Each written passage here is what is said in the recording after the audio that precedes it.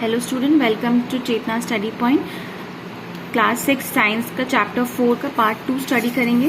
Part 1 में हमने properties of material पढ़ा था। उसकी दो प्रॉपर्टी हम पढ़ चुके थे, अपीयरेंस एंड हार्डनेस। आज हम क्या पढ़ेंगे? सॉल्युबल और इनसॉल्युबल।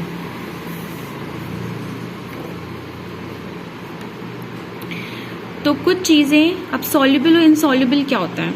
सॉल्युबल मीन्स जो कि पानी में डिजोल्व हो जाए, अच्छे से घुल जाए, और इनसॉल्युबल जो अच्छे से ना घुले, जो सेटल हो जाए। ठीक है, कलेक्ट, सबसे पहले हम एक छोटी सी एक्टिविटी करके देखेंगे। Collect samples of some solid substances such as sugar, salt, chalk powder, sand and sawdust.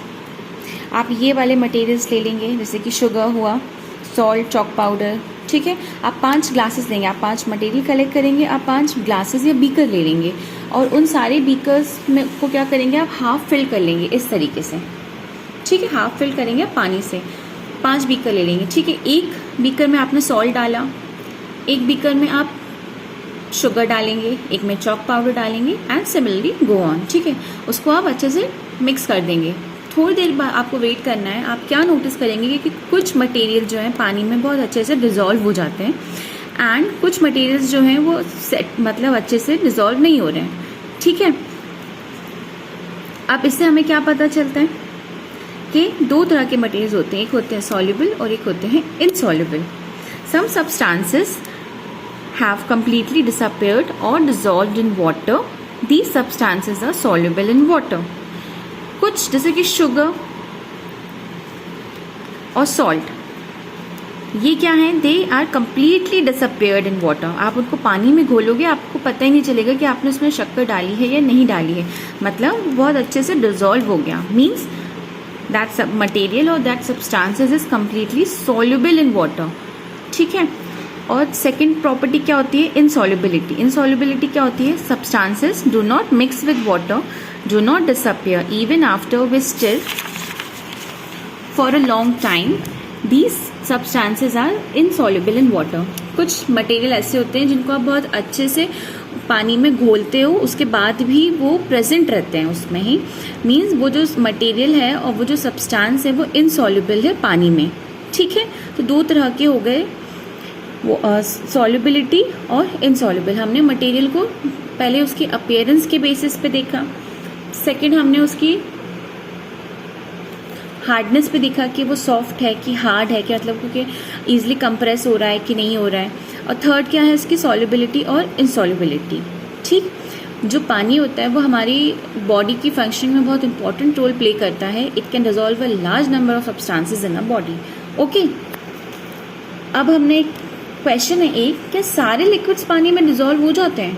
मतलब पानी के अलावा भी बहुत से ऐसे लिक्विड्स होते हैं, क्या वो पानी में डिजोल्व होते हैं कि नहीं होते हैं? चलिए देखते हैं।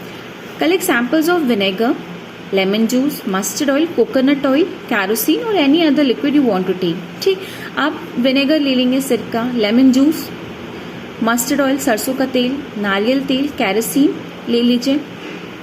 एक ग्लास टम्बलर ले लीजिए, उसे ऐसे आधे पानी में इसे भर दीजिए। ठीक है, ऐसे मतलब अगर आपने 4 लिक्विड मटेरियल लिए हैं तो आप 4 ग्लासेस या फिर 4 टम्बलर या बीकर ले लेंगे, ऐसे उनको पानी से भरेंगे और 1 चम्मच भर के उस लिक्विड को आप डाल देंगे। आप उसको उसके बाद अच्छे से 5 मिनट तक अच्छे से मिक्स करके छोड़ देंगे। आप क्या देखेंगे कि कुछ जो लिक्विड्स हैं हमारे वो बहुत अच्छे से मिक्स हो जाते हैं, और कुछ लिक्विड्स जो हैं फ्लोट करने लगते हैं। ठीक है, some liquids get completely mixed with water, some do not mix with water and form a separate layer when kept aside for a long time. इस तरीके से ऊपर एक लेयर बना लेते हैं। ठीक है, कुछ अच्छे से मिक्स हो जाएंगे। एग्जाम्पल, लेमन जूस हुआ, आपका विनेगर हुआ, ये बहुत अच्छे से मिक्स हो जाएगा। बट अगर आप मस्टर्ड ऑयल, कोकोनट ऑयल देखेंगे ना, ये पानी पे एक लेयर सी बना लेते हैं टॉप पे। ठीक है, जैसे तैरने लगता है पानी अलग अलग। ठीक है, वो अच्छे से मिक्स नहीं होता है। ठीक, some gases are also soluble in water whereas others are not. Water usually has small quantity of some gases dissolve in it. ऐसी कुछ गैसेस भी होती हैं जो कि पानी में soluble होती हैं और कुछ जो कि insoluble होती हैं। ठीक है, एग्जाम्पल ऑक्सीजन। ऑक्सीजन गैस जो होती है वो पानी में अच्छे से डिजोल्व हो जाती है and it is very important for the survival of animals and plants, ठीक, which are living in water. ये हमारी एक प्रॉपर्टी हो गई। हमारी नेक्स्ट प्रॉपर्टी क्या है? हमारी नेक्स्ट प्रॉपर्टी इसी एक्सपेरिमेंट से ही आ जाती है। हमने क्या देखा था कि कुछ चीज़ डिजोल्व हो रही है अच्छे से, ठीक है, और जो दूसरी हैं वो उसमें फ्लोट कर रही हैं। तब हम यही चीज़ देखते हैं कि ऑब्जेक्ट्स में फ्लोट और सिंक इन वाटर। कुछ मटेरियल या कुछ ऑब्जेक्ट्स ऐसे होते हैं जो पानी में तैरने लगते हैं और कुछ जो होते हैं एकदम बॉटम में चले जाते हैं, डूब जाते हैं, ठीक है। You might have noticed that the insoluble solids separated out from water, जो insoluble solid होते हैं ना, पानी से एकदम अलग हो जाते हैं, उस पर डिजोल्व नहीं होते हैं। हमने कुछ लिक्विड्स भी देखे हैं जो कि पानी में डिजोल्व नहीं हो रहे हैं।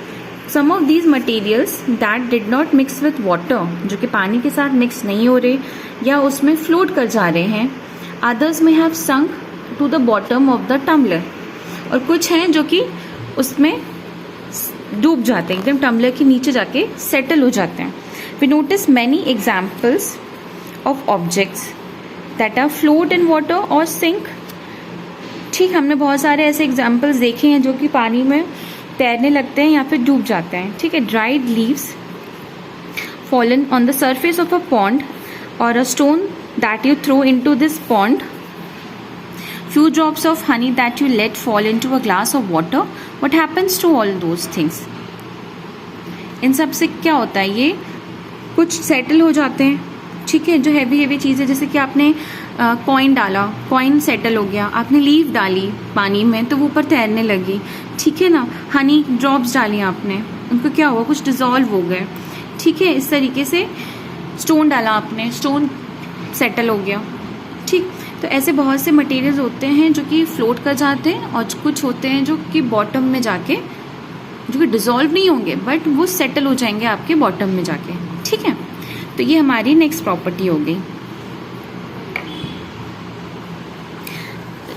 नेक्स्ट प्रॉपर्टी क्या है हमारी? ट्रांसपेरेंसी। ट्रांसपेरेंसी मीन्स पारदर्शिता, ठीक है। ये 3 टाइप्स में होते हैं, ट्रांसपेरेंट, ओपेक एंड ट्रांसल्यूसेंट। अब हम इन तीनों को देखते हैं कि ये क्या होता है। आपने कभी देखा होगा या फिर आप ही बच्चे आपस में मिलके हाइड एंड सीक खेलते हैं। जब वो हाइड एंड सीक खेलते हैं तो वो ऐसी जगह को चूज़ करते हैं जहाँ पे वो छुप सकें, जहाँ से वो दिखाई ना दे, ठीक है। अगर वो ग्लास विंडो के पास खड़े होंगे तो क्या वो छुप सकेंगे? नहीं, वहाँ से आप उन्हें ईजिली देख सकोगे। तो मीन्स, और कुछ ऐसे मटेरियल होते हैं जिनमें आप छुप जाते हो, मतलब वुडन, अगर आप वुडन डोर के पीछे छुपोगे तो आप दिखाई दोगे? नहीं, आप दिखाई नहीं दोगे। आप ग्लास के पीछे खड़े होगे किसी के तो आप दिखाई दे जाओगे, और आप वुड के पीछे खड़े होगे, वुडन डोर के पीछे खड़े होगे तो आप दिखाई नहीं दोगे। मतलब दो सब्सटेंसेस और materials through which things can be seen, they are transparent. मतलब जो सब्सटेंस या मटेरियल जिसमें से हमें चीज़ें आर पार दिखाई देती हैं, उन सब्सटेंसेस और उन मटेरियल्स को हम ट्रांसपेरेंट कहते हैं। वो मटेरियल्स जो होते हैं जिनके आर पार देखा जा सके इजीली, वो ट्रांसपेरेंट होते हैं। फॉर एग्जाम्पल ग्लास, कांच, पानी, air and some plastics, they are the examples of transparent materials, ठीक है। आपने देखा होगा शॉपकीपर्स को कि वो एक ग्लास कंटेनर में चॉकलेट, बिस्किट, ये सारी चीज़ें रखते हैं, जितनी भी ईटेबल चीज़ें होती हैं ना। आप जाते होंगे शॉपकीपर के पास, बिस्किट, स्वीट्स, ईटेबल्स जो होती हैं अलग अलग तरह की, वो लोग ग्लास कंटेनर्स में रखते हैं। क्यों? या फिर प्लास्टिक के कंटेनर में रखते हैं ताकि उसमें से वो ईजिली दिखाई दे सके और जिसे जो सामान चाहिए वो ईजिली खरीद सके, ठीक है। ये हो गई हमारी फर्स्ट प्रॉपर्टी, ट्रांसपेरेंट। सेकेंड होता है हमारा, there are some materials through which you are not able to see. और यहाँ पे ऐसे कुछ मटेरियल्स होते हैं जिनसे आप आर पार देख नहीं सकते हो, तो उन्हें हम ओपेक कहते हैं। जिनके आर पार ना देखा जा सके, दैट सब्सटेंस और मटेरियल इज ओपेक। एग्जाम्पल क्या है इसका? एक लकड़ी का डब्बा। क्या आप बंद लकड़ी के डब्बे में देख सकते हो क्या रखा है? नहीं देख सकते जब तक आप उसे ओपन नहीं करते हो। ऐसे कि कार्डबोर्ड होता है, आप कार्डबोर्ड के आर पार देख सकते हो क्या है? कार्डबोर्ड होता है मोटा पेपर के जो गत्थे होते हैं ना, मोटे मोटे, वो कार्डबोर्ड होते हैं, आप उनके आर पार नहीं देख सकते हो, ठीक है। मेटल कंटेनर, एक मेटल का कंटेनर है, आप उसके पीछे छुप जाओ, आपको कोई नहीं देख सकेगा, ठीक है, जो बड़े बड़े कंटेनर्स होते हैं, छोटे छोटे कंटेनर्स नहीं। वुड, लकड़ी, cardboard, metal, they are the examples of opaque materials. ठीक है, फर्स्ट क्या था, ट्रांसपेरेंट। ट्रांसपेरेंट वो होती है, ट्रांसपेरेंसी वो होती है जो सब्सटेंसेस और मटेरियल्स के आप आर पार देख सको। द सब्सटेंसेस और materials through which things can be seen are called transparent. उसके हमने कुछ एग्जांपल्स देखे थे, ग्लास, वाटर, एयर। ठीक, और कुछ मटेरियल्स होते हैं opaque, through which you are not able to see easily. ठीक है, वो होते हैं ओपेक। अब नेक्स्ट प्रॉपर्टी क्या है इसकी, next and the last property क्या है, translucency. Translucent, the materials through which objects can be seen but not clearly are known as translucent. कुछ मटेरियल ऐसे होते हैं जिनके आर पर आप देख तो सकते हो बट आपको बहुत धुंधला धुंधला नजर आता है, एकदम क्लियर नहीं दिखाई देगा कि क्या चीज़ है या क्या नहीं, उसको हम ट्रांसल्यूसेंट कहते हैं। अब हम इसके लिए छोटी सी एक्सरसाइज करेंगे। ठीक है, ट्रांसल्यूसेंट क्या होता है, हम इसको एग्जाम्पल की हेल्प से एक्सप्लेन करेंगे।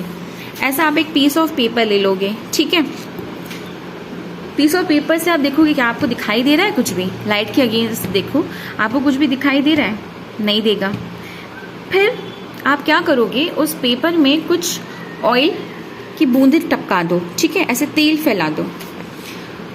जब वो अब्जॉर्ब कर लेगा पेपर ऑयल, उसके बाद आप उसको लाइट के अगेंस्ट देखिए, मतलब ऐसे बल्ब के साथ देखिए, आपको क्या दिखाई देगा, आपको धुंधला धुंधला सा दिखाई देना स्टार्ट होगा।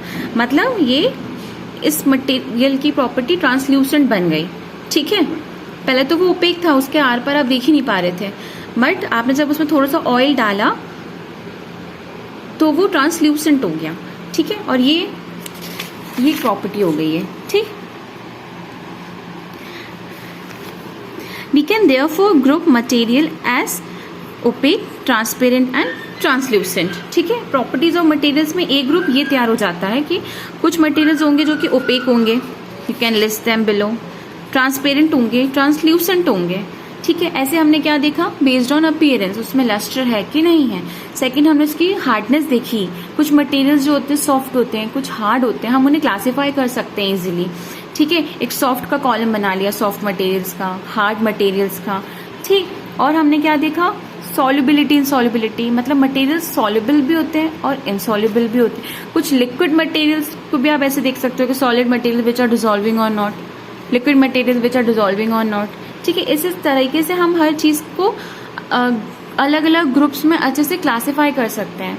ये हम क्लासिफिकेशन क्यों करते हैं हर चीज़ का, ताकि हमें किसी भी चीज़ की जानकारी चाहिए, हमें इंफॉर्मेशन चाहिए, तो हम उस ग्रुप में से इजीली निकाल के पढ़ सकें। ठीक है, आप जैसे ये चैप्टर खत्म होने के बाद आप क्या कर सकते हो, आप सारे जैसे चीज़ें, फॉर एग्जांपल दिस ट्रांसल्यूसेंसी, आप ये 3 कॉलम बनाइए, तीनों कॉलम में ऐसे लिख लीजिए एग्जाम्पल्स के कुछ मटेरियल्स जो हैं सब्सटेंसेस कुछ ओपेक होंगे, ट्रांसपेरेंट होंगे, ट्रांसल्यूसेंट होंगे, कुछ इंसॉल्युबल होंगे, कुछ सॉल्युबल होंगे, कुछ सॉफ्ट होंगे, कुछ हार्ड होंगे, किसी का सरफेस शाइनी होगा, किसी का रफ होगा, कुछ इजीली कंप्रेस होंगे, कुछ नहीं होंगे। ठीक है, इससे क्या होगी, हमें आसानी होती है चीज़ों को पढ़ने में, आइडेंटिफाई करने में। ठीक है, we learned that the materials different in their appearance, okay, and the way they mix in water or other liquids. They may float or sink in water or may be transparent, opaque और translucent। हमने क्या पढ़ा है यहाँ पे कि कुछ materials अपने appearance में different होते हैं, कुछ पानी में मिक्स हो जाते हैं और कुछ पानी में मिक्स नहीं होते हैं, कुछ लिक्विड मिक्स होते हैं, कुछ लिक्विड्स मिक्स नहीं होते हैं, they start floating on the top of the water. ठीक है, and some objects they float, कुछ तैरते हैं, and some objects they sink in water. Some are transparent, some are translucent and opaque. Every material possesses different properties and they can be classified or sort into different groups. Okay. And some materials can be grouped on the basis of similarities or difference in their properties. And we can also meet some materials which have similar properties. ठीक है, why do we need to group materials, हमने क्यों चाहिए होता है, हमने अभी already बताया आपको कि in everyday life we often group material for a convenience, ये हमारे कन्वीनियंस के लिए होता है। ठीक है, at home we usually store things in such a manner that similar objects are placed together such an arrangement help us to locate them easily. हम अपने घर में भी चीज़ों को इस तरीके से स्टोर करते हैं, या फिर हमारी मम्मी जो होती हैं किचन में सामान को इस तरीके से अरेंज करती हैं ताकि वो उन्हें ईजिली मिल जाए, उनको ज़्यादा मेहनत ना करे उसे ढूंढने में, सामने सामने सब चीज़ें रखी रहती हैं अच्छे से। जैसे आपने shop, similarly a grocer usually keeps all the biscuits at one corner, soap at another, grain pulses are stored at another places. There is the reason why we do grouping. Divide materials in group makes it convenient to study their properties and also observe any patterns in these properties. जैसे shopkeeper होता है ना, वो अपनी shop में अलग अलग materials को अलग अलग जगह पे बहुत प्रॉपर नीट वे में लोकेट करके रखता है। जैसे बिस्किट्स हो गए, स्वीट्स हो गए, ये सारी चीज़ें वो ग्लास कंटेनर में रख के एक साइड रख देते हैं, ठीक है। ग्रोसरी आइटम्स अलग रखते हैं, आपके ईटेबल आइटम्स अलग रखते हैं, ठीक है। क्यों? ताकि उन्हें पता रहे कि अच्छा बिस्किट हमने इस कॉर्नर में रखी है, हमने सोप इस कॉर्नर में रखा है, हमने शैम्पू इस कॉर्नर में रखा है। कोई उनसे मांगता है तो वो ईजिली वहाँ से चीज़ों को उठा के उन्हें दे सकते हैं। इसी तरीके से आप स्टूडेंट्स भी अपनी अलमीरा बहुत अच्छे से ऑर्गेनाइज करके रखते होंगे, ठीक है। आप एक साइड सारी नोटबुक्स रख लेते होंगे, ठीक है, कि ये साइंस की है, कि ये हिंदी की है, ये इंग्लिश की है, उनका पूरा कॉपीज़ रख लेते होंगे एक साथ। हम उस पर नेम, हम उसको लेबल कर देते हैं कि हमें ईजिली हमें दिखाई दे जाए कि अच्छा ये साइंस की नोटबुक है, ये साइंस की कॉपी है, ये फिर ये साइंस का प्रोजेक्ट है। हमें ज़्यादा ढूंढना नहीं पड़ता, बहुत ईजिली हो जाता है हमें किसी भी चीज़ को लोकेट करना। आप पेंसिल, रबर, आपकी सारी स्टेशनरी आइटम आप अलग से वार्डरोब में रख देते हो या अलग से ड्रॉर में रख देते हो कि हाँ इसमें मेरी सारी स्टेशनरी है, इसमें मेरे कलर पेन्स रखें। इस तरीके से क्या होता है, हमें चीज़ें आसानी से मिल जाती हैं और जो हमारे स्टडी पार्ट होता है उसमें हम इजीली उनकी डिफरेंट प्रॉपर्टीज़ पढ़ने में आसान होता है, ठीक है। Now the keywords. Hard means सख्त, इनसॉल्युबल जो कोई भी चीज़ जो सॉल्युबल ना हो पानी में, जो ना घुले। Luster shiny surface. Material metals, opaque, rough, soluble, translucent, transparent, ठीक है। Now this summary of the chapter. Object around us are made of large variety of materials. जो हमारे आसपास के ऑब्जेक्ट्स होते हैं वो बहुत सारे मटेरियल की वैरायटी से बन के तैयार होते हैं। A given material could be used to make a large number of objects, ठीक। एक मटेरियल से आप बहुत सारे ऑब्जेक्ट्स बना सकते हैं and it is also possible that an object could be made of a single material और मैनी टाइप्स ऑफ मटेरियल। और ये भी होता है कि एक ऑब्जेक्ट जो होता है वो सिंगल मटेरियल या बहुत सारे मटेरियल से बन के तैयार होता है। फॉर एग्जाम्पल प्लेट, ठीक है, ऑब्जेक्ट एक है, उसके मटेरियल्स बहुत सारे हैं। Different types of materials have different properties. ये हमने पढ़ लिया है कि जो मटेरियल्स होते हैं अलग अलग तरह के, उनकी बहुत अलग अलग तरह की प्रॉपर्टीज़ होती हैं। Some materials they are shiny in appearance while others are not.